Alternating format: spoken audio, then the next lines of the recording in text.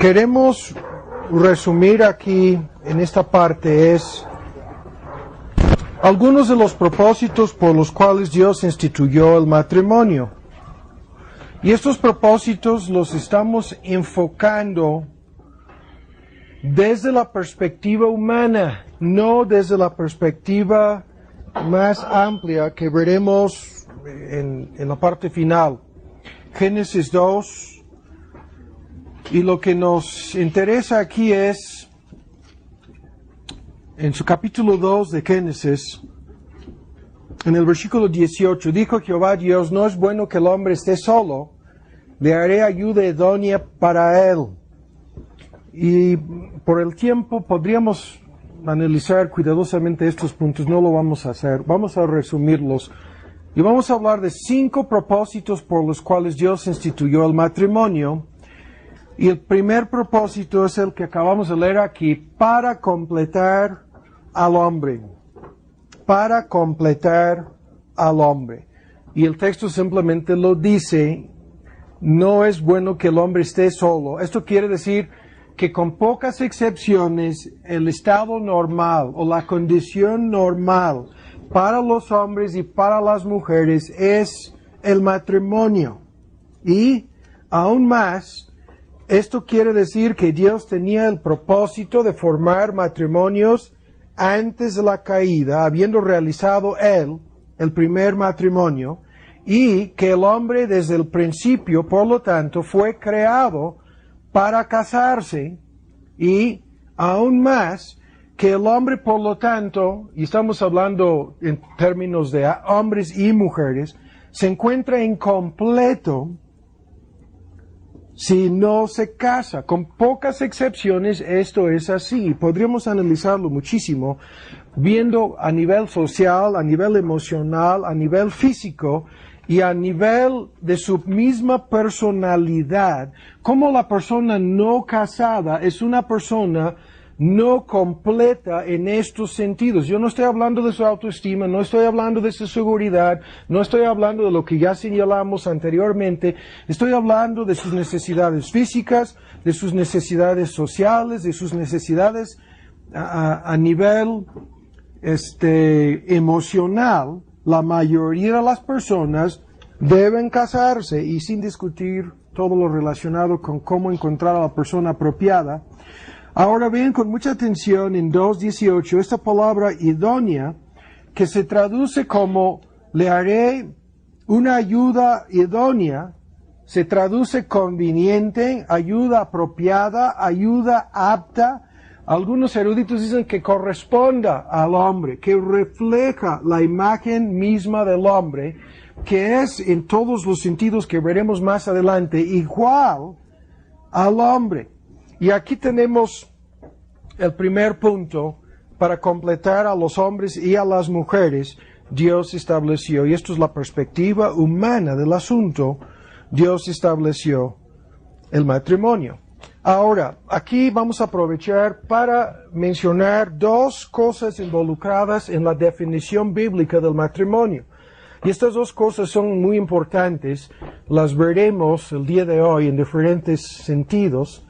La primera es que el matrimonio es un pacto, todo esto lo entendemos, el hecho de tomar votos, y muchas personas no toman en cuenta que esos votos los tomamos ante los hombres y ante Dios.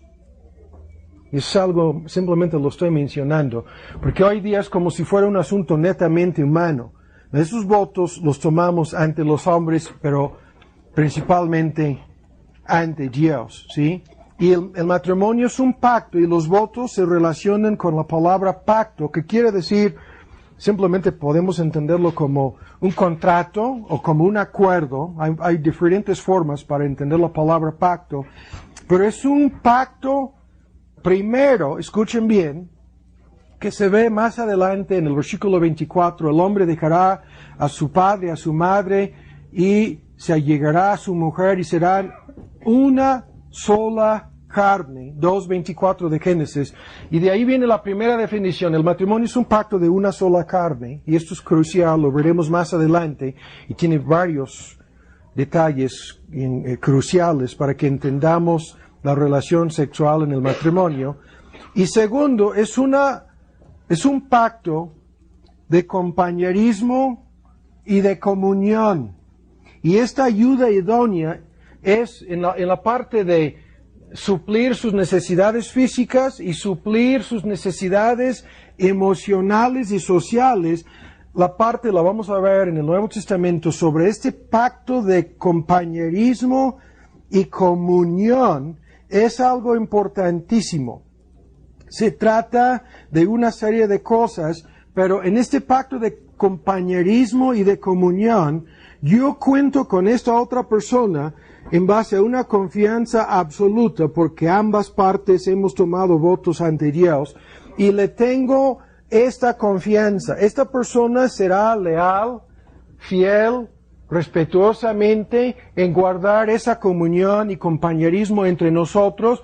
No me va a rechazar, no me va a traicionar, no va a abusar de su confianza, no le tengo miedo, porque hemos entrado a ese pacto de una sola carne y de comunión y compañerismo, comprometiéndonos a compartir nuestras vidas, y en el sentido de ser una ayuda idónea, y estamos diciendo aquí el uno para el otro en ambos sentidos, estamos hablando entonces de el propósito divino al instituir el matrimonio. Es exactamente ese punto. Ahora, en segundo lugar, Dios estableció el matrimonio, y aquí no podemos entrar en detalles.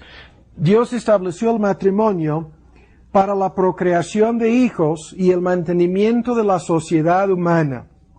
Y aquí, cuando hablamos de el matrimonio como una institución divina, hay solamente tres: la iglesia neotestamentaria, el gobierno y el matrimonio, la familia. Pero en síntesis es el matrimonio, no simplemente la familia, lo que es una institución divina. Y esta institución tiene el propósito de mantener la sociedad y procrear a los hijos dentro de un contexto familiar.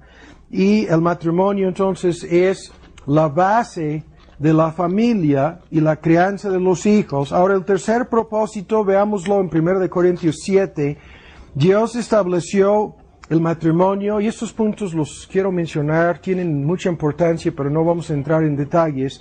1 Corintios 7, Dios estableció el matrimonio para la satisfacción de los deseos sexuales y emocionales, tanto del hombre como de la mujer, para su expresión legítima dentro de un contexto, como vamos a ver más adelante, divino. Cuando dice en 1 Corintios 7 y en el versículo 3, el marido cumpla con la mujer el deber conyugal. Vamos a ver esta idea en la versión antigua, la debida benevolencia. Y asimismo la mujer al marido. La mujer no tiene poder, potestad o derecho sobre su propio cuerpo, sino el marido, vean, tiene ese poder y viceversa. Y igualmente tampoco el marido tiene poder, es la misma palabra griega, derecho sobre su propio cuerpo, sino la mujer. No os neguéis, la versión moderna, no os defraudéis el uno al otro, a no ser por algún tiempo de mutuo consentimiento para ocuparlos en la oración y volver a juntaros en uno. Y esa es la relación física en el matrimonio, porque no os tiente Satanás a causa de vuestra incontinencia. Ahora, este tema es muy amplio, lo vamos a tocar después de la comida, en una área de conflicto. Un punto crucial en muchos matrimonios es esta relación sexual. Pero este texto dice en forma clara lo siguiente: Dios es muy práctico y realista. Él sabe precisamente cuáles son los deseos sexuales del hombre y de la mujer, y Él ha ordenado que esos deseos sean satisfechos y expresados exclusivamente en el contexto del matrimonio. Y aquí mismo lo dice tan claramente: esos deseos no han de ser suprimidos, negados o rechazados. No son, lo vamos a ver, deseos pecaminosos. Vamos a demostrar claramente lo contrario, que el sexo es sagrado y santo. Y vamos a ver por qué. pero sagrado y santo en el contexto del matrimonio, que son deseos normales y naturales que Dios nos ha dado, que son deseos buenos incluso, y esto simplemente lo comento, quiere decir que usar el sexo como un medio de control o manipulación en el matrimonio, que usar el sexo o la relación física como una forma de chantajear, recompensar o castigar a nuestra pareja, usar el sexo o la relación conyugal como una forma de venganza o algo por el estilo, es algo completamente antibíblico que solamente yo les garantizo, y lo vamos a ver después de la comida, espero que a nadie le dé problemas con la digestión, yo les garantizo que en los matrimonios en donde la relación física se ha convertido en un asunto de chantaje, manipulación o control, que hay problemas gravísimos en todos los demás aspectos de su relación, y vamos a verlo. Esa relación es un reflejo de todo lo demás, tanto nuestra relación el uno con el otro, como de la misma manera nuestra relación con Dios, y veremos sus propósitos en haber establecido este asunto así, pero simplemente lo digo, lo repito, el tercer motivo para la satisfacción legítima de estos deseos, cuando Pablo dice, a causa de vuestra incontinencia, es la versión antigua, sabe perfectamente bien, y lo dice al principio, a causa de las fornicaciones, y podríamos decir incluso el adulterio, todos aquellos ya están casados y no quieren entender cómo esto funciona, están haciendo algo peligrosísimo que solamente traerá un desastre a su matrimonio. En cuarto lugar, Dios ha establecido el matrimonio para que las mujeres sean protegidas y sus necesidades sean suplidas. Y cuando digo para que las mujeres sean protegidas, hay que entenderlo bien. Estas mujeres no casadas siempre están sujetas a muchas distintas formas de abuso y se encuentran constantemente, estoy hablando ya de mujeres de mayor edad, solteras, constantemente en peligro. Y le toca al hombre ser la cabeza de la mujer, protegiéndola de muchos de estos peligros y supliendo las palabras que teníamos, sustentar y cuidar en los sentidos que ya lo mencionamos, incluyendo obviamente todo el aspecto de sus necesidades económicas. Todo esto viene incluido en un solo paquete. Y en quinto lugar, Dios ha establecido el matrimonio, como ya lo hemos repetido tantas veces el día de hoy, para enseñarnos a amar verdaderamente. Y esto es crucial, ya lo sabemos, no vamos a detenernos con los puntos, pero es para que aprendamos a amar verdaderamente, por lo menos a nuestra pareja, ¿no? Y a nuestros hijos incluso. Ahora vamos a pasar a 4 principios generales. Estamos preparando el terreno para que veamos en los puntos de conflicto y en los papeles bíblicos los distintos papeles que cada parte tiene que desempeñar. Todo lo que vamos a ver nos caerá como bomba o algo fuerte a menos que entendamos estos principios. Entonces ahora pasemos a 4 principios generales bíblicos sobre el matrimonio. 4 principios, y estos son generales sobre el matrimonio. Y el primer principio es lo que ya hemos leído en Génesis y lo que vamos a volver a leer ahora en Efesios 5. El primer principio es simplemente que en el matrimonio lo que sucede es lo siguiente. 2 personas llegan a formar una unidad nueva o una entidad, podríamos cambiar la palabra, Efesios 5, nueva. Ya esto lo comentábamos acerca de cómo el hombre ha de amar a su esposa como a sí mismo, como a su mismo cuerpo. En Efesios 5:31 dice, los 2 serán en una carne, y una parte crucial del simbolismo de la relación de una sola carne es la unión de 2 almas, de 2 espíritus, de 2 personas. Y esta unidad nueva y la formación de esta unidad nueva es crucial para entender toda una serie de otras cosas. Esta unidad nueva que se forma a través del matrimonio tiene muchas implicaciones, y la primera que vamos a señalar aquí es lo siguiente. Por lo tanto, ninguna de las dos partes en esta unidad nueva puede seguir comportándose como si fuera una persona soltera. Primero, ¿sí?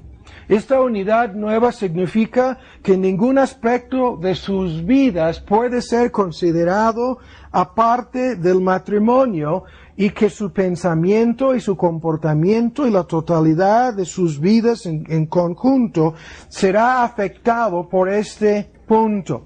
Se trata de una unidad nueva, la formación en este contexto de dos personas que llegan a ser, en cierto sentido, una sola persona. Este es el argumento. Y esto, lo vuelvo a repetir, significa que ninguno de los dos puede seguir actuando en forma independiente. Y lo vamos a ver en relación con la sumisión de la mujer. Muchos nunca lo han entendido. Dios no le da licencia a ninguna mujer cristiana para que actúe en forma independiente de su marido. Esto lo vamos a ver claramente. Pero en todo lo que entendemos como decisiones en relación con su vida, hay esta unidad, y ambos tienen que actuar siempre tomando en cuenta al otro. ¿Sí? Siempre tomando en cuenta al otro. Y esto exige madurez, crecimiento, paciencia, dominio propio y muchas veces la negación de uno mismo. Todo un paquete de cosas, pero lo estamos resumiendo en la idea de una unidad nueva, y esto tendrá muchas implicaciones después para lo que va a suceder tanto con sus hijos como para con sus padres o suegros o parientes políticos. Hay reglas y barreras que Dios ha establecido en relación con esta unidad nueva, y vamos a ver después algunas de esas cosas. Segundo, esta unidad nueva, escuchen ahora con mucha atención, en segundo lugar, el segundo principio, es la que tiene prioridad. ¿Sí? Prioridad, esa es la palabra. Esto es la unidad o la relación principal que sobrepasa cualquier otra relación humana en este mundo. En esta unidad nueva, nadie ni nada puede tener prioridad sobre el hombre o prioridad sobre la mujer. Ni los padres, ni menos los hijos, ni siquiera los hijos pueden tomar el primer lugar en este matrimonio. Muchas personas nunca lo han entendido, pero créanme, en el mejor de los casos, los hijos van a estar con nosotros por 20, que pudieran ser tantos años, ¿no? Pero llegaremos al momento cuando ya no estarán con nosotros y no pueden en ningún punto tener prioridad o la parte principal en esta relación. Y si esto no lo entendemos, nos va a causar problemas en cuanto a la crianza de nuestros hijos. Y esto significa, en términos prácticos, lo siguiente: a menos que veamos nuestro matrimonio así, entendiendo que nada ni nadie puede tener prioridad, ¿sí? Que esta otra persona es la persona más importante en mi vida. ¿Me explico? Y aún, por ejemplo, lo veremos después, cuando los padres, suegros quisieran intervenir, escuchen lo que voy a decir, hay que decirles claramente hasta aquí. ¿Sí? Yo entiendo, papá, que soy tu hijo, pero desde que formamos nuestro matrimonio, nuestra relación de padre e hijo cambió. ¿Sigo siendo su hijo? Sí, mamá. Sigo amando y queriendo a ambos, ¿sí? Sigo con el mejor de los deseos en mi corazón de honrar y respetar a mis padres. Pero espero que ustedes entiendan que en cuanto a la disciplina de nuestros hijos, en cuanto a los distintos papeles, y vamos a ver algo espantoso acerca de esto antes de terminar el día de hoy, en cuanto a nuestros distintos papeles en nuestro matrimonio, en cuanto a los asuntos económicos en nuestro hogar, ¿sí? hay un límite y hay un hasta aquí.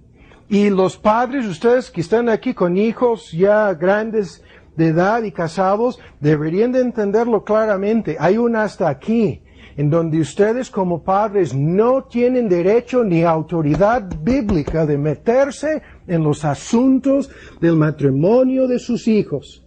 No tienen derecho ni autoridad de hacerlo. Y que por favor no lo hagan. Ahora, en ese contexto, lo que normalmente va a suceder es, tendremos que decirles, hay un hasta aquí, en la forma más amable, más razonable, suplicando a nuestros padres que por favor no traten de meterse tomando un papel de prioridad o importancia que no les corresponda. Y en este país son pocos los hombres que quieren hacer eso. Aunque yo conozco algunos. Normalmente son las mujeres. Lo sabemos, ¿no? Son las mujeres que no pueden dejar ese concepto del matriarcado y el sistema matriarcal que existe en la cultura católica, principalmente, o pudiéramos echar la culpa a alguna otra cosa, no sé cuál. Pero mi punto es lo siguiente. Debemos estar unidos en cuanto a cómo vamos a tratar con nuestros padres. No nos pueden dividir, y esto lo vamos a ver. No pueden crear estas lealtades divididas. No pueden usar su dinero, su sabiduría, su experiencia como un punto para manipular o controlar o meterse en nuestro matrimonio. No, no, sir. Decimos en inglés, por favor, no. Y debemos estar unidos en cuanto a cómo tratar y cómo disciplinar a nuestros hijos, sabiendo que estamos preprogramando a nuestros hijos para que ellos entiendan de qué se trata un matrimonio, sabiendo que nuestros hijos en forma inconsciente terminarán imitando nuestro comportamiento, ya sea de mamá o de papá, terminarán imitando inconsciente ese comportamiento. Y para ustedes que no se han casado aún, la advertencia es muy importante. Ningún joven jamás debería casarse con una mujer sin pasar un buen tiempo viendo cómo se comporta la mamá de esa mujer.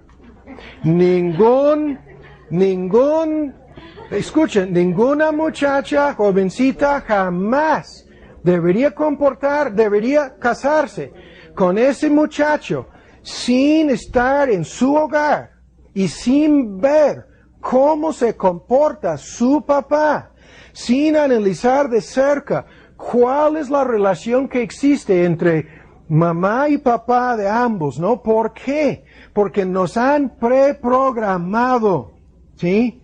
Y ese comportamiento, a menos que Dios intervenga, saldrá por sí solo como un instinto natural.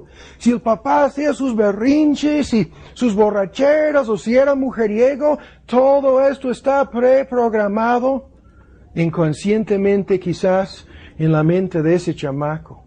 Peor si llegaba a golpes. Yo estaba escuchando los cassettes sobre este tema, que prediqué en una forma resumida hace un tiempo, y repetidas veces me llamó la atención de que, ¿por qué dije eso? Hablé de golpes, hablé de violencia física, y después de pensar, ¿por qué Tomás decías eso como 6, 7, 8 veces? Y ya me acordé, estaban ahí 2 hombres culpables de eso, ya me acordé, uno de los cuales ya no está, tú sabes. Estaban ahí 2 hombres que asistían a la misión. No decían ser creyentes, culpables de usar violencia física, como uno pensaba que era boxeador. Yo hice un berrinche y después me acordé el por qué. Espero que no haya nada de eso en ninguna pareja presente, pero vamos más lejos. Luego veremos cómo impedir esos problemas con los suegros y los padres. Ahora, tercero, el tercer principio. La relación matrimonial es una relación permanente. ¿Por qué esto? Si quieren apuntar los textos, el tiempo no los permite analizarlos. Marcos 10, 2 a 9. Marcos capítulo 10, versículos 2 a 9. Mateo 5, 31 a 32. Y Mateo 19, 9. Son los principales textos que dicen que con la excepción del adulterio, la relación es permanente. Y que esa relación solamente puede ser quebrantada por la muerte o por el adulterio. Y esto es crucial, sin discutir lo del divorcio en base al adulterio. Si quieren leer un libro, tenemos un libro sobre el tema, para que lo vean cuidadosamente. El punto aquí es crucial. Estamos casados para el resto de nuestra vida.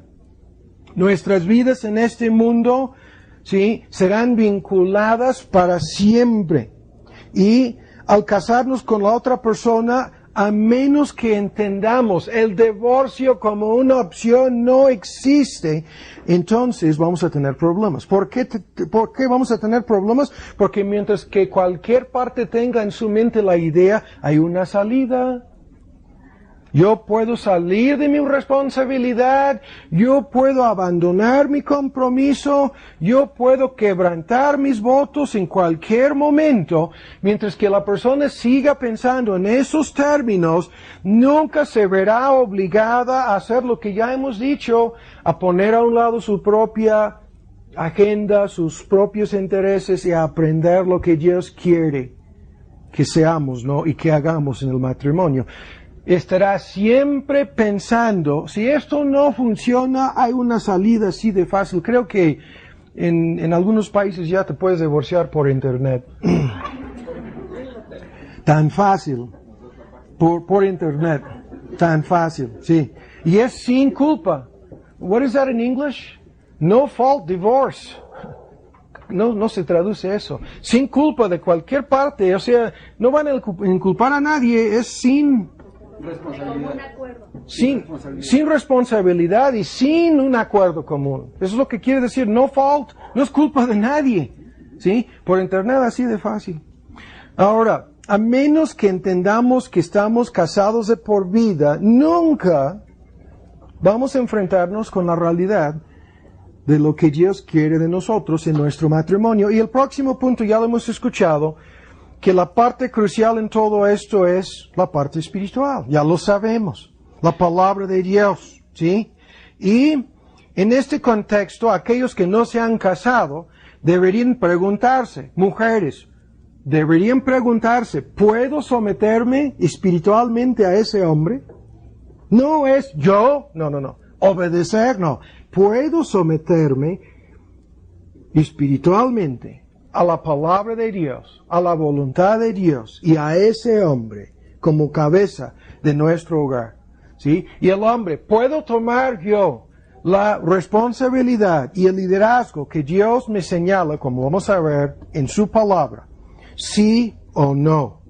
Y para todos los demás, ya que estamos casados, la única pregunta es, ¿podemos enfrentarnos o no con nuestros pecados, nuestra desobediencia, que son la causa de todo lo que anda mal en el matrimonio? Es asunto de pecado, es asunto de desobediencia, y así se acabó. Vean, ya lo hemos leído, hay una solución. ¿Qué es lo que esto quiere decir? Estamos hablando aquí de una relación permanente, nada de incompatibilidad. Eso no existe.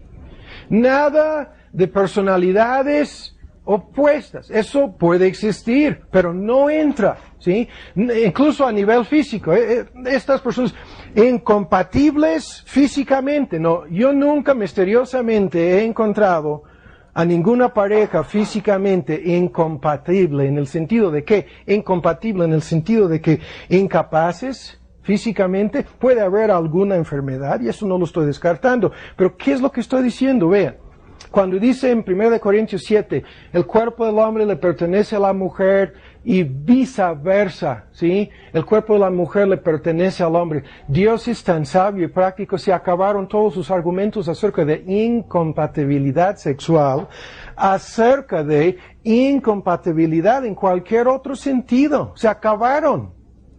Si el cuerpo de ella me pertenece a mí, y viceversa, si mi cuerpo le pertenece a ella, si ella va a determinar lo que hace con mi cuerpo y yo voy a determinar lo que hago con el cuerpo de ella, el asunto no podría ser más sencillo, más práctico o más fácil.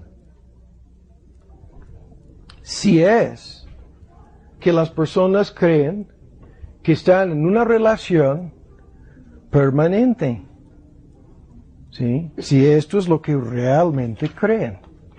Y ahora, cuando hablo de incompatibilidad, nada de que la personalidad más fuerte tiene derecho de ganar o dominar. Todo esto lo hemos comentado. Ahora, para terminar con esto, y el punto aquí es, en cuanto a lo que hemos dicho, el elemento más importante en todo esto es nuestra comprensión espiritual de todo esto, de lo que Dios está haciendo, de lo que Dios quiere hacer, de los propósitos suyos en nuestro matrimonio. Y esto nos conduce, lo que hemos dicho aquí acerca de estos principios, escuchen lo que vamos a decir aquí para cerrar esto. Primero, a concluir lo siguiente. Debemos esforzarnos para desarrollar y cultivar esta unidad verdadera en nuestro matrimonio. Esta unidad no solamente a nosotros nos va a ayudar, no solamente a Dios le va a glorificar, sino será un testimonio poderoso para todas las personas inconversas que nos rodean. Al ver, ese matrimonio no es perfecto, yo no quiero escuchar esos comentarios, no los creo, pero conozco a matrimonios unidos.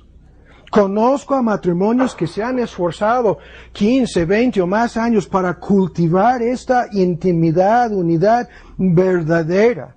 Y esto es un testimonio poderoso de la gracia de Dios, por un lado, y en este contexto estamos señalándolo, debemos esforzarnos para que nuestro amor egoísta sea mortificado o muerto, para que el amor divino sea fortalecido en nosotros. Esto es indispensable. Y estas personas en un matrimonio unido, realmente, en base a la Biblia, están unidos, ¿sí? Están comprometidos con esta unidad. Lo que ha sucedido es que cada uno de estas personas ha colocado a Dios primero, han colocado a Cristo primero, han colocado a su pareja segundo, ¿sí? Y se han colocado a sí mismos tercero. Eso es lo que ha sucedido para que pudieran llegar a esta unidad. Y esta unidad, lo vuelvo a repetir, es la base para tener un matrimonio feliz. Nada de metas o intereses o motivaciones personales. Nada de simplemente lo que yo quiero. O sea, ¿se han dado cuenta? Mi matrimonio no existe simplemente para mí, para mi beneficio, para mis intereses, sino mi matrimonio existe para glorificar a Dios, para los propósitos de Dios. Y a menos que tengamos esta clase de unidad en donde todo está centrado en el triángulo, ¿no? En Dios, aquí está una persona, aquí está la otra persona, pero están unidas en su relación con Dios. Y a menos que podamos desarrollar esta unidad, vamos a tener problemas. Y por otra parte, lo vuelvo a repetir, una parte crucial de desarrollar esta unidad consiste de ver, esta es la persona que Dios me ha dado para ayudarme a vivir una vida santa. Esta es la persona que Dios me ha dado para ayudarme a aprender cómo amar verdaderamente. Esta es la persona que Dios ha designado para que yo sea ayudado a madurar y a crecer y a glorificar a Dios en mi matrimonio. Y en este sentido, cuando una persona entiende todo esto, estoy casado en realidad en primer lugar con Dios a través de Cristo. Estoy en el contexto de mi relación personal con Dios, estoy casado con Cristo, mi amante fiel. Todo lo que yo pudiera necesitar en términos de autoestima, dignidad, etc., lo tengo a través de Cristo, su justicia perfecta, revestiéndonos, ¿no? Cubriéndonos de toda mancha, presentándonos ante el Padre y su Espíritu Santo ayudándonos a vivir una vida de santidad, de fidelidad. Tengo todo lo que necesito a nivel espiritual y ahora puedo dar incondicionalmente a mi pareja, capacitando y ayudando a mi pareja, mientras que al mismo tiempo me está capacitando y me está ayudando mutuamente. ¿Para qué? Para que Dios sea glorificado en nuestro matrimonio. Y cuando hablábamos de que muy pocas personas han visto un matrimonio verdaderamente cristiano, esto es en serio. Muy pocos de nosotros hemos visto un matrimonio verdaderamente cristiano. ¿Hasta cuál punto unidos? Vean el ejemplo. Pablo dice, hasta este punto unidos, que no debemos casarnos enojados. La regla en Efesios 4, que no debemos acostarnos, dije casarnos. Algunos se casan enojados y permanecen enojados de por vida. No, acostarnos enojados, ¿sí? ¿Qué es esto? Si nos acostamos enojados, ¿qué es lo que estamos haciendo? ¿Qué es lo que estamos haciendo? O sea, debemos desarrollar esta capacidad de poner fin, por lo menos en el transcurso del día, ¿sí? Si es hasta la última hora, para algún hombre soberbio y orgulloso, pudiera ser hasta la mera hora, ¿no? De acostarse y se le ocurre, seguimos enojados, ¿no? Seguimos en conflicto sobre este punto, seguimos en desacuerdo. Esta clase de unidad, decimos en inglés, aunque no me gusta la expresión, de siempre mantener, la cuenta, help me honey, keep short accounts, en inglés. De siempre tener, si hay alguna cuenta pendiente entre nosotros, que sea corta, que sea pequeña, ¿no? Que no se... ¿Por qué? Porque si nos acostamos enojados, ¿qué va a pasar? Nos vamos a despertar el día siguiente quizás más enojados. Y en vez de practicar el perdón, el arrepentimiento y los cambios necesarios para ponernos de acuerdo, vamos a cargar de un día a otro día estas cuentas pendientes, y estos luego se van a convertir en algunas maletas, ¿no? Que nos despertamos, ahí están las maletas a un lado y cargadas de cosas a un lado de la cama, y al pisar, o sea, estamos con nuestra mano, ¿no? Levantando estas cargas y estamos cargándolas para ese día, y luego se convierten en semanas y se convierten en meses. Y ahora escuchen lo que voy a decir. Esto es crucial, y para todos ustedes que tienen la oportunidad de aconsejar, esto es crucial para entender lo que sucede.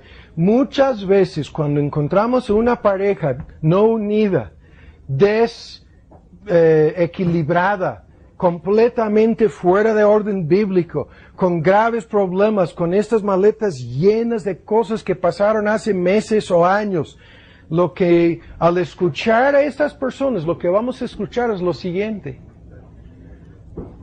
Lo que vamos a escuchar es cómo se han ido formando perspectivas y actitudes ya bien arraigadas acerca de su pareja. ¿Sí? Me hizo esto, aquello y lo otro, ¿sí? Me traicionó, o sea, una larga lista de cosas. Y yo no estoy hablando de traicionar en sentido de adulterio. O sea, estoy hablando de que no me apoyó en esta decisión, en esa cosa. No funcionó en mi vida como esa ayuda idónea, sino lo contrario.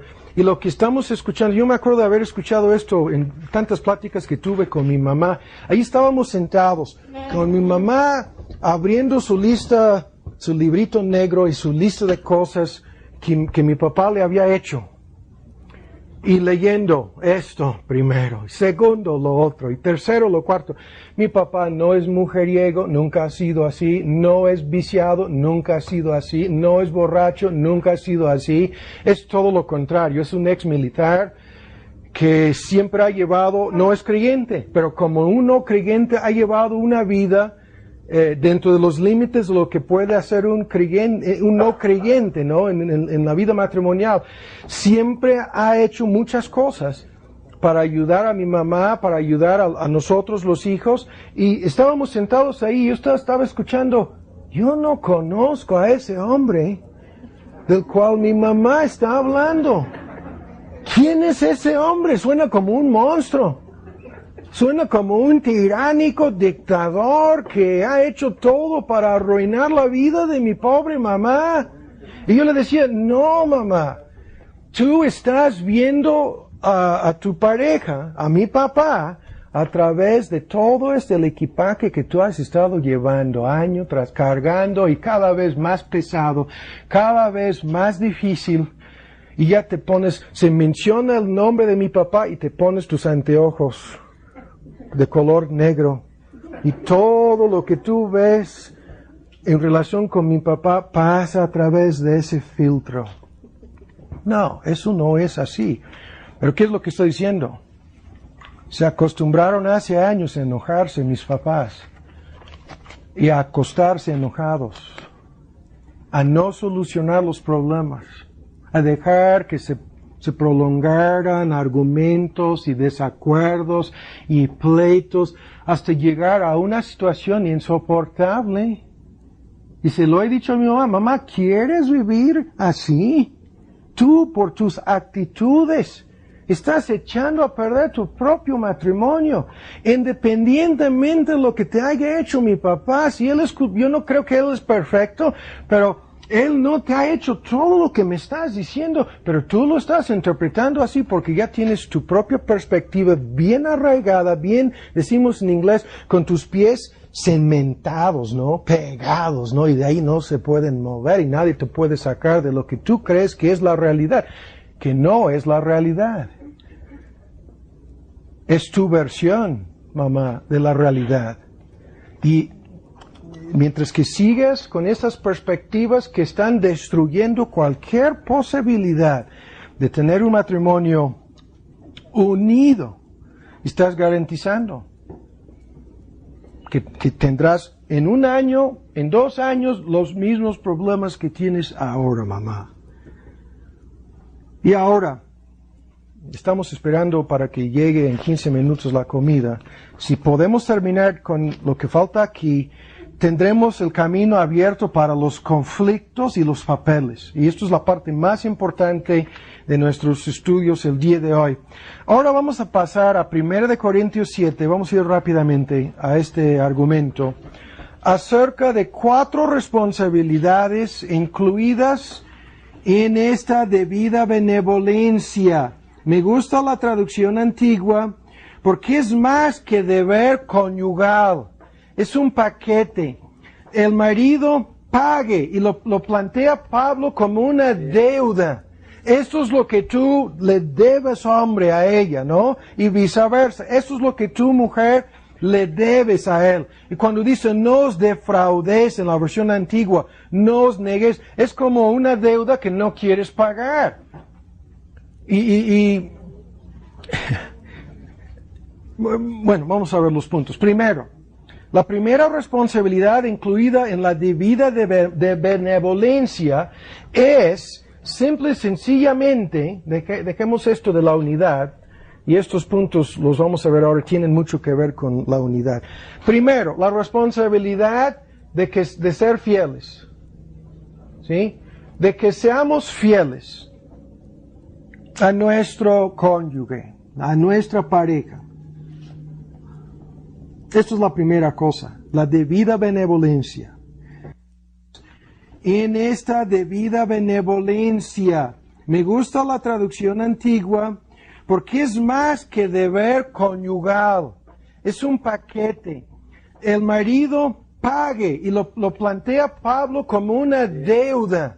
Esto es lo que tú le debes, hombre, a ella, ¿no? Y viceversa. Esto es lo que tú, mujer, le debes a él. Y cuando dice no os defraudes en la versión antigua, no os negues, es como una deuda que no quieres pagar.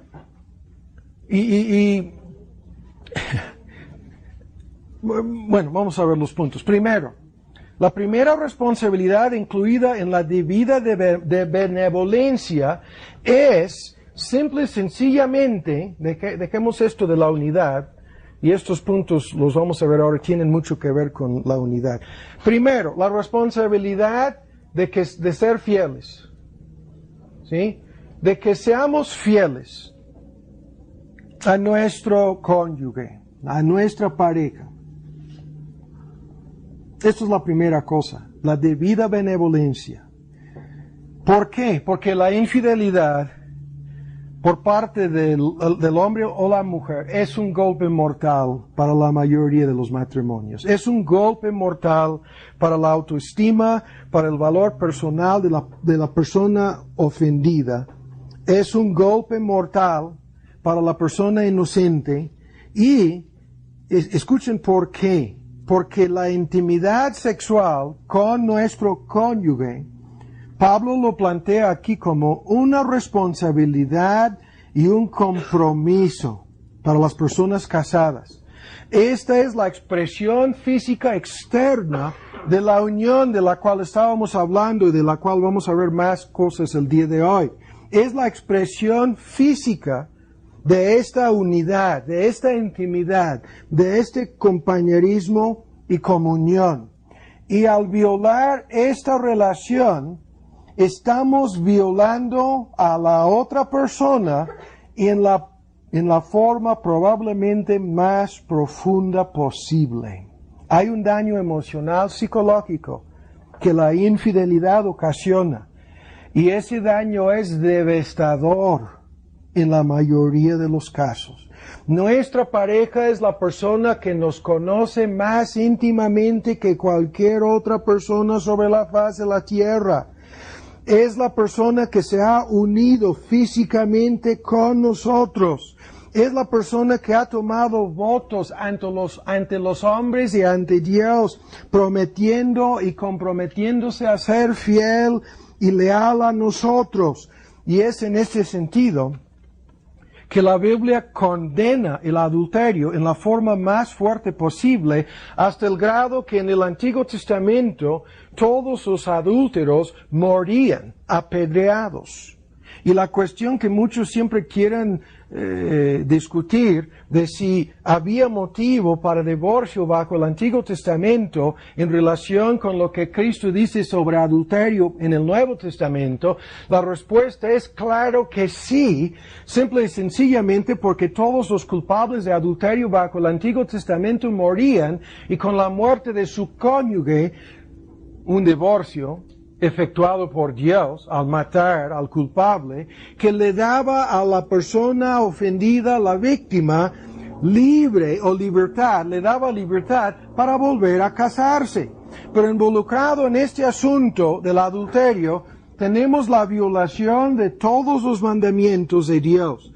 La concupiscencia, el 10º mandamiento, el robo, la idolatría, la deslealtad, la mentira, el egoísmo, el engaño. Es una larga lista de pecados y la persona culpable de adulterio comete un pecado primero contra Dios, segundo contra su pareja, tercero contra su prójimo, la parte con quien se ha unido fuera de la relación matrimonial, y cuarto, un pecado en contra de sí misma, y Pablo enfáticamente dice que peca contra su propio cuerpo, trayendo un juicio de Dios sobre su propio cuerpo. Y es por lo tanto que el adulterio es destructivo para el matrimonio y para el bienestar emocional de la persona ofendida. Ahora, podríamos decir más acerca de esto. Simplemente yo voy a decir lo siguiente para terminar este punto. El adulterio siempre comienza en la mente.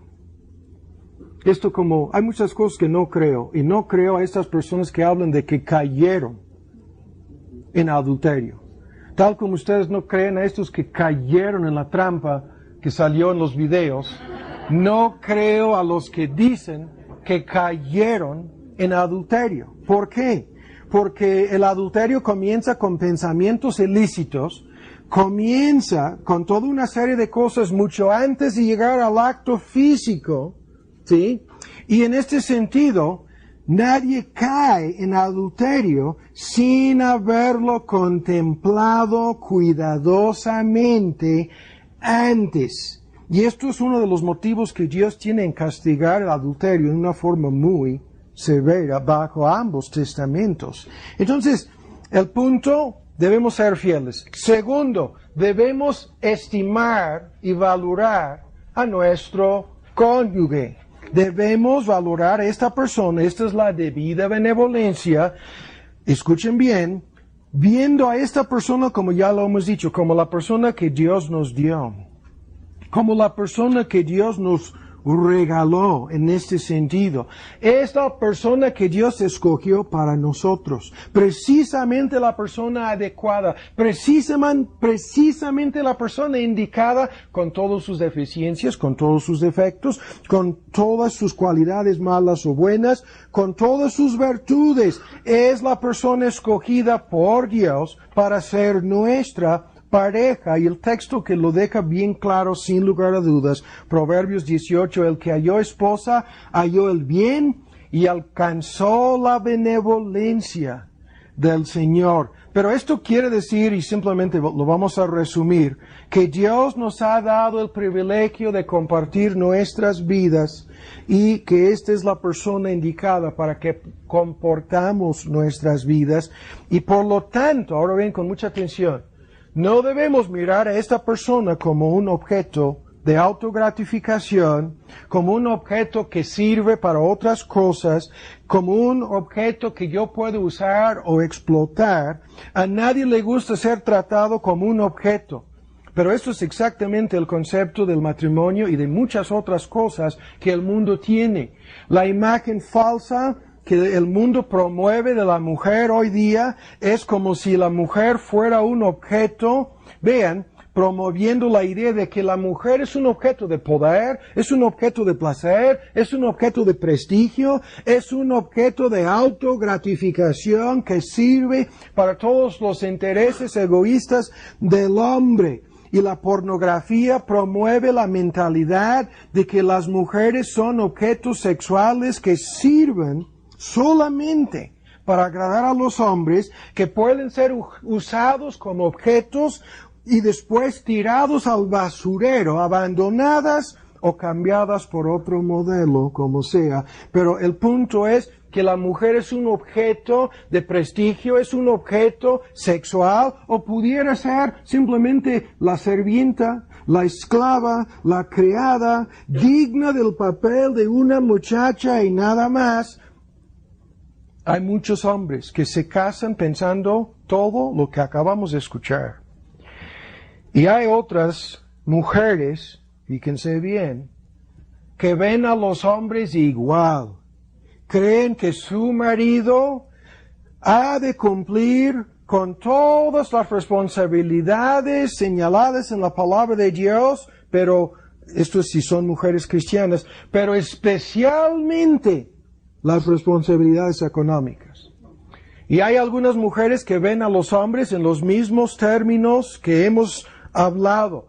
Aquel que ha de proporcionar los recursos, aquel que ha de mantener mi nivel de vida, aquel que a condición de que cumpla con el nivel socioeconómico de mis padres, o sea, de lo que yo espero, o de lo que yo merezco, todo saldrá bien. Pero ay de aquel hombre que no gana lo suficiente. Ay de aquel hombre que no le proporciona el estilo de vida o la clase de vida que ella desea.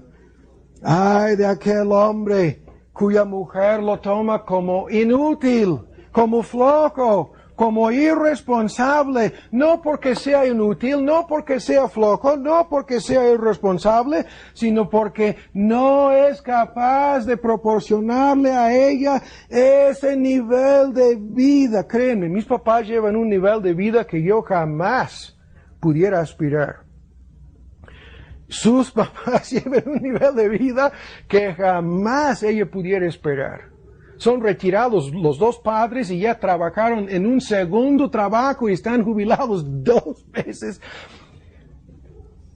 Y tienen casas y coches y ahorros y dinero y yo soy un pobre misionero gringo. Que pudiera ganar mucho más dinero en mi país. Algunos de ustedes saben que nos regresamos con una camioneta nueva.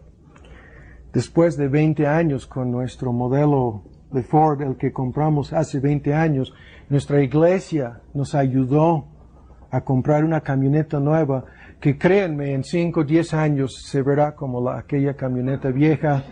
No somos gringos ricos, pero ¿cuál es el punto? Eso no tiene nada que ver con la felicidad de nuestro matrimonio. Nada que ver. ¿Cuál es el punto? La pareja es estimada, valorada o respetada como la persona que va a cumplir, y esto es casi como si fuera en el contexto, ¿no?, de un prostituto o una prostituta, que me va a proporcionar lo que yo estoy esperando.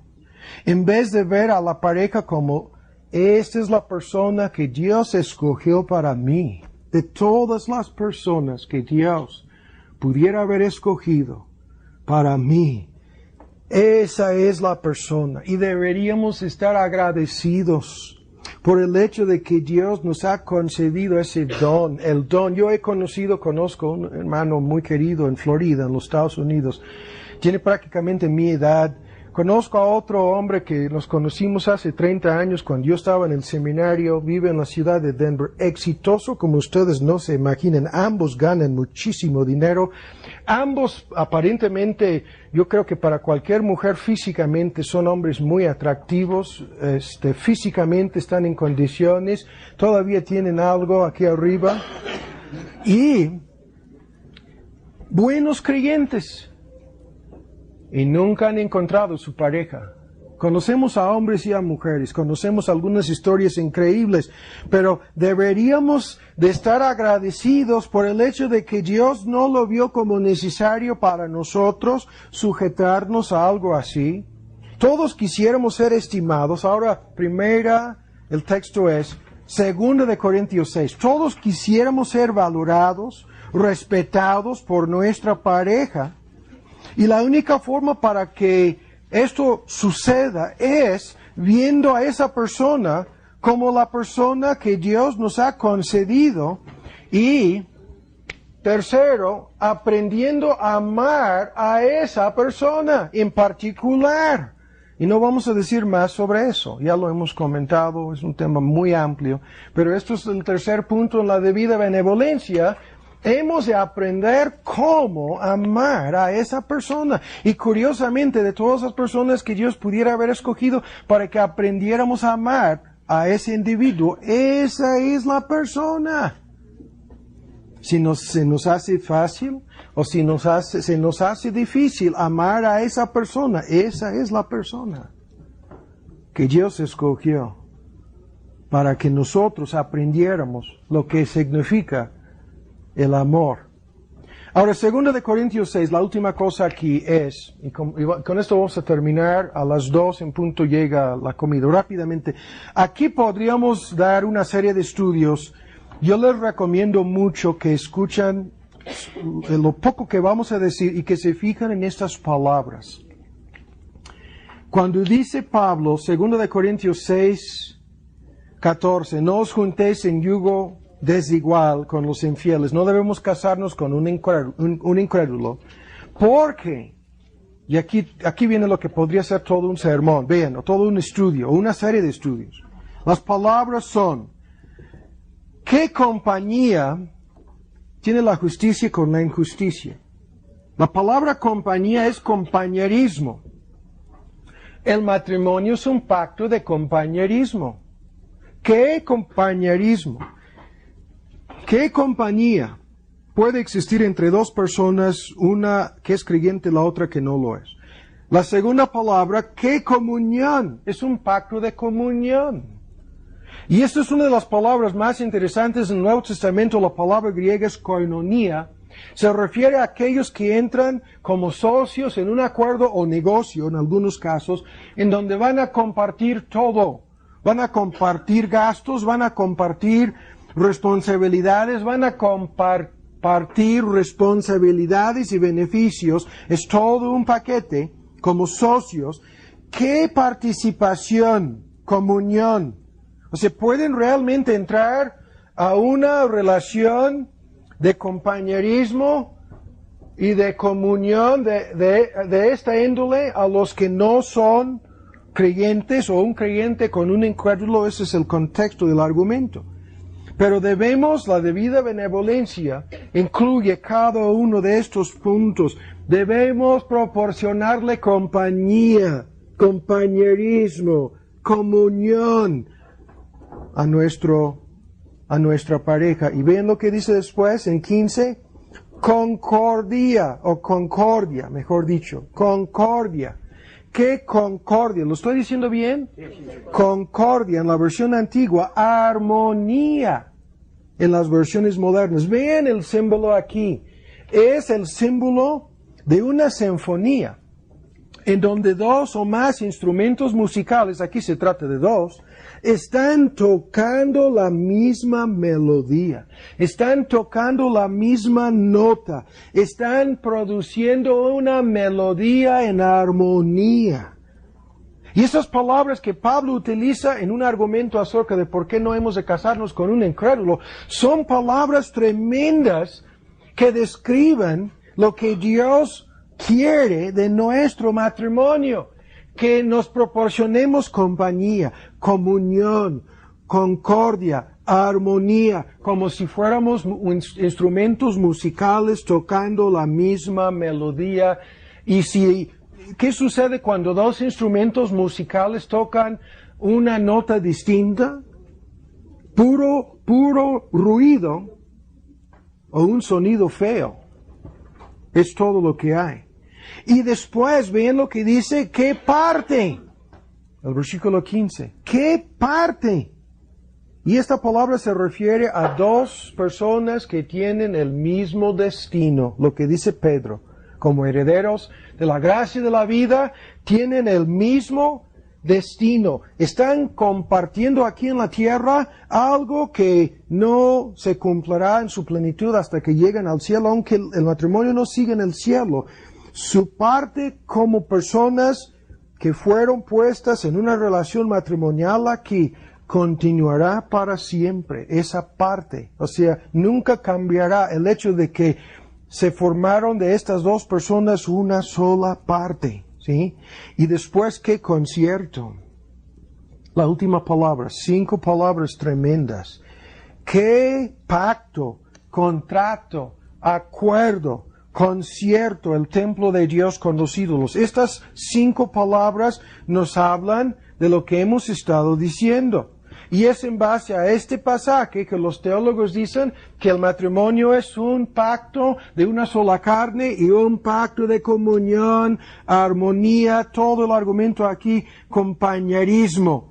Y esto en sentido práctico significa que debemos estar íntimamente unidos en nuestro matrimonio, íntimamente unidos en metas, en planes, en esfuerzos, en objetivos, en nuestros cuerpos incluso, íntimamente unidos en nuestras personas. Y esto es algo importantísimo. ¿Por qué? Porque esta es la meta, desde una perspectiva que Dios tiene en estos principios, que seamos fieles, estimando a nuestro prójimo, amando a nuestro prójimo y capaces de desarrollar esta clase de relación. Y si podemos hacerlo con la ayuda de Dios, unidos en anhelos y metas, unidos en motivaciones y motivos, unidos en anhelos y deseos. O sea, ¿qué es lo que estamos diciendo? Que si podemos lograr esta unidad, esta debida benevolencia en nuestro matrimonio, entonces nuestro matrimonio será inevitablemente feliz, por un lado, inevitablemente capaz de lograr los propósitos que Dios quiere para nosotros. Ahora vamos a terminar con esto. Todavía no llega. Vamos a terminar con esto. Y con esto espero que sea una ilustración. La parte más importante, 4 áreas de conflicto y los distintos papeles, lo dejaremos para después de la comida. Ahora, terminaremos con esto. Cuando hablamos en este sentido, es fácil de entender y me voy a sentar. Es fácil de entender. Si una persona, pongamos este ejemplo, ha de ser un pastor en X iglesia, ¿creen ustedes que la persona que termina siendo su esposa, o sea, con quien terminará casándose, sería una persona muy importante para, estoy diciendo, el propósito que Dios tiene para la vida de ese hombre es que sea el pastor de una iglesia? ¿Sí? Entonces, veámoslo así. Ese hombre, si va a ser el pastor de X iglesia durante la totalidad de su vida, 40, 50 años dedicados a la obra del ministerio, ese hombre necesita una esposa adecuada, ¿sí? Una esposa, ahí está. Terminemos, ¿no? Terminemos. Una esposa especial. ¿Por qué? Por toda una serie de cosas. Por las responsabilidades que él tiene, por las mujeres en la iglesia que van a necesitar una mujer ejemplar que a la cual pueden acudir, por el apoyo que él necesita. Pónganme ejemplos, ¿no? En relación con la importancia de eso. ¿Entendemos que es importante eso? Sí. Ahora, cambiemos la ilustración. Un hombre de negocios puede casarse con cualquier mujer.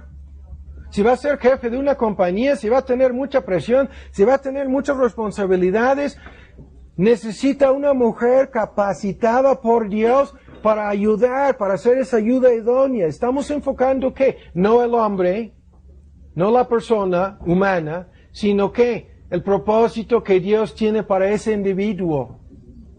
Y ahora terminemos con esto. Esto es fácil de entender. Esta unidad que estamos buscando, esta comunión, esta fidelidad, todo el paquete, lo tenemos resumido en este sentido. No estamos aquí simplemente para tener un matrimonio feliz. Ya lo hemos dicho. Estamos aquí para otros propósitos. Los propósitos de Dios han de ser cumplidos en nuestras vidas. Y tanto el hombre como la mujer deberíamos de pensar profundamente en eso. Yo no estoy casado por casualidad con este individuo. Hay propósitos para mi vida. Esta es la persona que Dios seleccionó para ayudarme a mí. ¿Para qué? Para que yo sea fiel en el cumplimiento de estos propósitos. Y yo no lo puedo hacer solo. Lo podemos hacer juntos. Termina el asunto en que los propósitos que Dios tiene para mí son los propósitos que Dios tiene para ella. Son los mismos propósitos. Los estamos compartiendo. Y desde esa perspectiva, ya no vamos a ver nuestro matrimonio en forma egoísta. Ya. Y el primer punto en relación con conflictos en el matrimonio es en relación con lo que ya hemos escuchado, 1 Corintios 7, por favor, sobre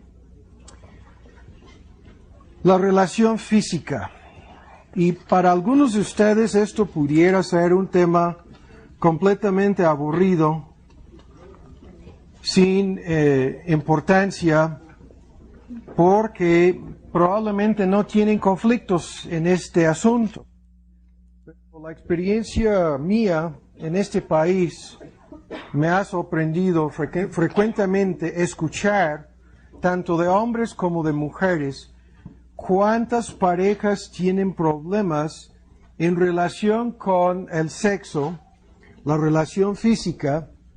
Ya sabemos, hemos leído, y vamos a volver a hacerlo ahora, estos versículos en el versículo 3, a causa de las fornicaciones, que cada uno tenga su propia mujer, que cada uno tenga su propio marido, y el marido cumpla con la mujer el deber conyugal o la debida benevolencia. Me gusta más la traducción antigua. Asimismo, la mujer al marido, viceversa, ¿no? Ambos están en la misma situación. Y la mujer no tiene derecho, potestad o autoridad sobre su propio cuerpo, sino el marido.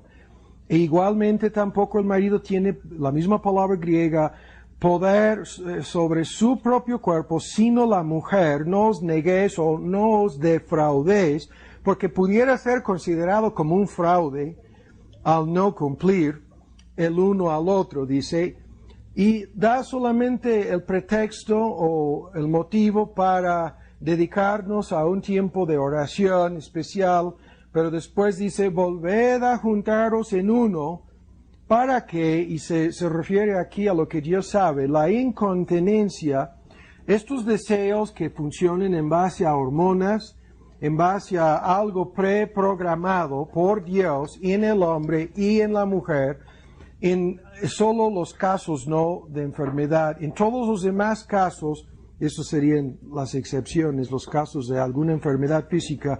Tu cuerpo, mujer, funciona tal como Dios la diseñó, y tu cuerpo, hombre, también funciona tal como Dios lo diseñó, y, o sea, lo hizo así a propósito. Y el argumento es muy fácil de entender. Debe haber respeto para las necesidades y los deseos de ambas partes, los deseos mutuos. Esto nadie lo puede discutir. Nuestra sexualidad es algo que Dios hizo desde un principio, incluyendo la capacidad de procrear, de igual manera como, para lo que muchos no entienden, para sentir el placer sexual. Todo esto tiene su origen no en el diablo, ni menos en el pecado, sino en Dios. Aunque muchos no quieren saber que el placer sexual en la relación matrimonial es así lo voy a decir, es un efecto o fruto secundario de otras cosas. Pero en la relación matrimonial, Dios es muy sabio y muy práctico. Nos dice simplemente que los expertos están equivocados. Todo lo que nos pudieran decir acerca de esto de nada sirve. Dios sabe por qué nos hizo así. Él quiso que fuéramos seres sexuales. No fue idea nuestra, ni la idea menos del diablo, sino fue el plan y el propósito divino desde un principio. Este texto quiere decir, y lo vuelvo a repetir, que jamás debería convertirse este asunto en un tema de chantajes, manipulaciones, castigos o recompensas de parte del hombre o de parte de su mujer. Y esto lo podemos entender en una forma muy fácil, diciendo que los puntos a tomar en cuenta son, primero, la unidad matrimonial. Lo que ya hemos estado diciendo, se trata de una unidad la más íntima que existe sobre la faz de la tierra. Segundo, la importancia de comprender el porqué, y esto lo vamos a analizar en un momento, de esta relación de una sola carne que Dios mandó.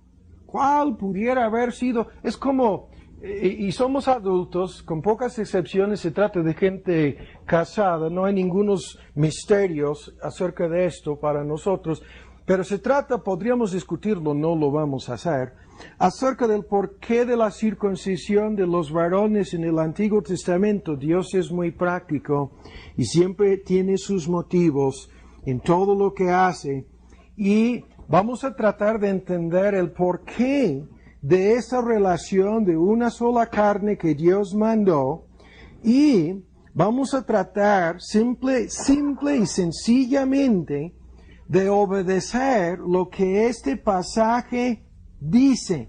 Hemos de procurar, dice la palabra de Dios, la satisfacción de los deseos físicos que Dios nos ha dado. Tanto ella ha de procurar la satisfacción de él, y tengo que decirlo, Ustedes no saben cuántas veces he hablado con mujeres que me han dicho, mi marido no se preocupa por satisfacerme a mí físicamente en esta relación. Se mete en el cuarto o en la cama como si fuera una bestia bruta, como si fuera un instinto animal y nada más. O sea, procurando su propia satisfacción y nada más.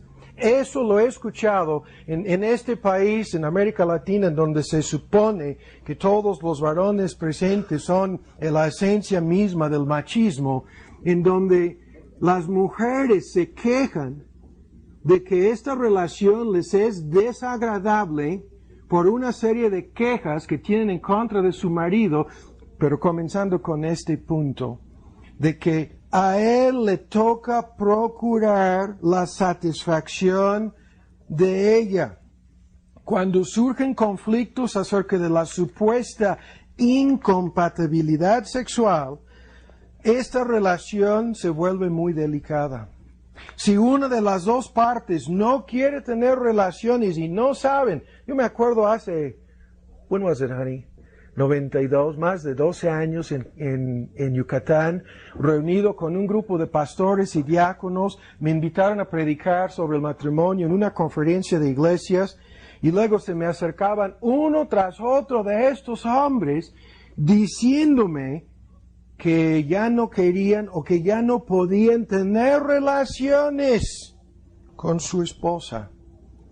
Esto es un golpe mortal para el matrimonio, para la autoestima y otras cosas. Cuando estas necesidades son desatendidas, cuando dice, debido a vuestra incontinencia, Dios sabe que esto abrirá la puerta para más graves problemas, comenzando con la idea de que el hombre será sujeto a las tentaciones que pudieran surgir de parte de otra mujer, al rechazar, mujer, en este caso, tu responsabilidad física en este asunto, tú haces que tu marido sea vulnerable respecto a la admiración o la atención que pudiera recibir de otra o otras mujeres.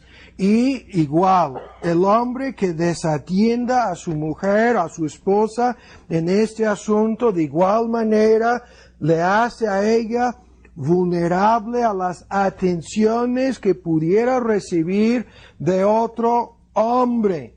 Y en este contexto, cuando hemos escuchado, ella, esta mujer que no es mi esposa, me hace sentir nuevamente como hombre, o él me hace sentir, este hombre que no es mi marido, me hace sentir de nuevo como una mujer.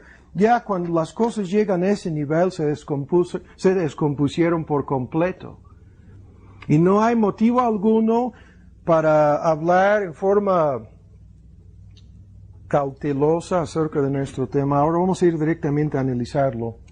Y con lo que vamos a decir aquí espero que tengamos pautas a seguir para entender por qué Dios ordenó todo esto para nuestro matrimonio. Y vamos a hacerlo de una forma muy sencilla. Primero, vamos a analizar lo que ya hemos comentado el día de hoy.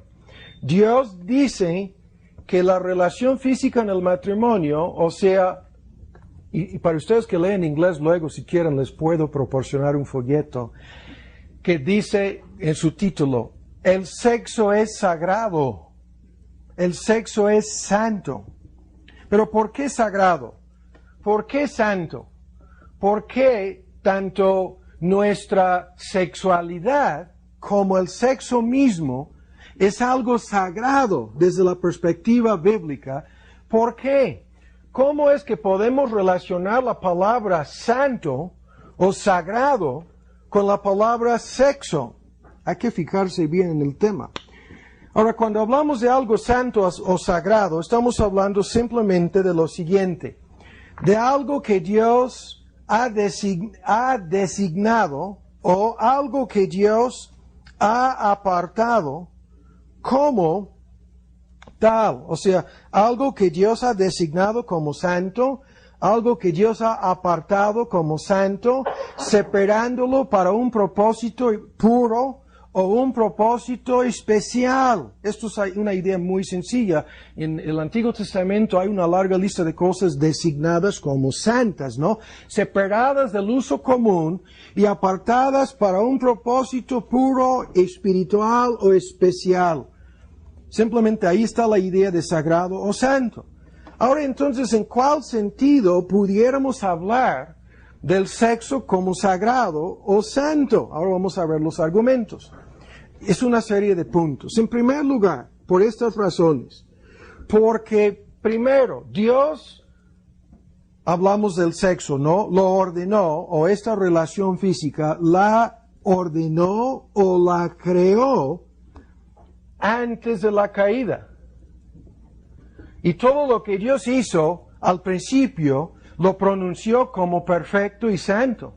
Antes de la caída, Dios no solamente ordenó la relación física entre Adán y Eva, sino que la bendijo, vean, antes de la entrada del pecado al mundo. Y esto acaba con estas tonterías de que el pecado original se trataba del sexo. ¡Oh, caramba! ¿Alguien que tenga uso de su razón pudiera creer una tontería como esa? Esa no es la enseñanza bíblica. Dios la ordenó, esta relación, la creó, la designó y pronunció su bendición sobre ella antes de que el pecado entrara al mundo. Por lo tanto, el sexo o la relación física, no estamos hablando del sexo fuera del matrimonio, estamos hablando dentro de la relación matrimonial. Es algo sagrado. Segundo, Dios apartó esta relación como, escuchen, la relación diseñada para celebrar, la relación indicada para celebrar la unidad especial que existe entre la pareja. El gran misterio de la unidad espiritual entre dos personas en el matrimonio, lo hemos comentado superficialmente el día de hoy. Ambas llegan a ser una sola persona ante los ojos de Dios, tanto en alma como en cuerpo. Y Pablo da un argumento terrible acerca de aquellos que se juntan con una prostituta, diciendo que se hacen una sola persona con esa persona prostituta, sea hombre o mujer. ¿En cuál contexto? En este contexto. Dios apartó esta relación como la relación específicamente diseñada por Él para celebrar la unidad única que existe en el matrimonio. Una relación de amor, cariño, ternura y comunión íntima entre dos personas. Por lo tanto, es algo sagrado. Número 3, Dios ha designado también que el matrimonio, escuchen bien, y específicamente la unión de una sola carne en el matrimonio, representa, escuchen bien, figurativamente, la relación misteriosa entre Cristo y su iglesia. Escuchen otra vez. Hay algo sagrado en todo esto, aunque pudiera ser un gran misterio para la mayoría de nosotros. Figurativamente, la unión de dos cuerpos en el matrimonio representa, escuchen bien, representa la relación santa, la unión íntima que existe entre Cristo y cada uno de los creyentes, entre Cristo y la iglesia. Ahora, en cuarto lugar, escuchen bien, porque la experiencia de esta unidad, la experiencia de este compromiso, la unión sexual en el matrimonio, escuchen bien, la experiencia de esta unión es capaz de producir alabanza, acciones de gracias y adoración a Dios por habernos proporcionado este don. ¿Jamás se le ha ocurrido a usted, después de conocer íntimamente a su pareja, darle a Dios las gracias? ¿Jamás se le ha ocurrido eso? Espero que no. O sea, espero que su respuesta no sea que no. Vuelvan a escuchar. esta es la relación designada por Dios. Escuchen bien. La unión sexual celebrada entre el hombre y la mujer, que ha de producir alabanza y adoración a Dios por habernos otorgado este don. No vamos a hablar en forma cruda, no vamos a hablar en forma grosera, pero Dios pudiera haber eliminado cualquier aspecto placentero de esto.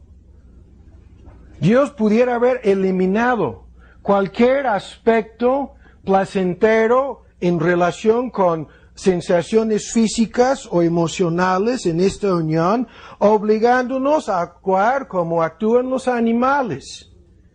Pero no lo hizo así. En quinto lugar, esta cosa, el sexo, en la relación matrimonial, es algo sagrado o santo. ¿Por qué? Porque a través de esta unión de dos almas y dos cuerpos, se representa figurativamente la imagen completa de Dios en el hombre. Y esto sin discutir la teología, ya lo sabemos.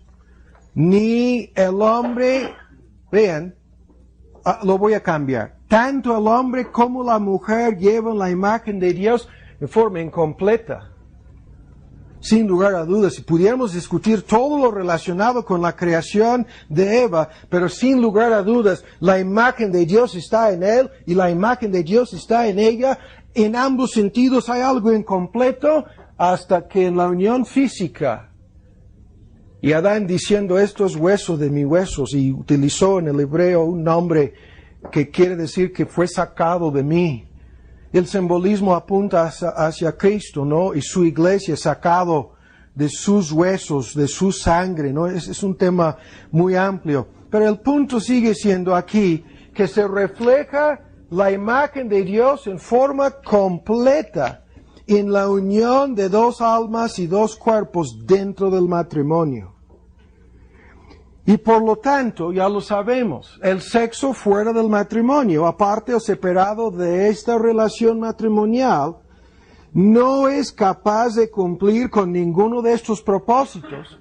Y por lo tanto, el sexo fuera del matrimonio, aparte del matrimonio, escuchen lo que vamos a decir, forzosamente queda reducido a un acto físico, a una sensación biológica completamente desligada de Dios y separada del simbolismo y los propósitos divinos en esto.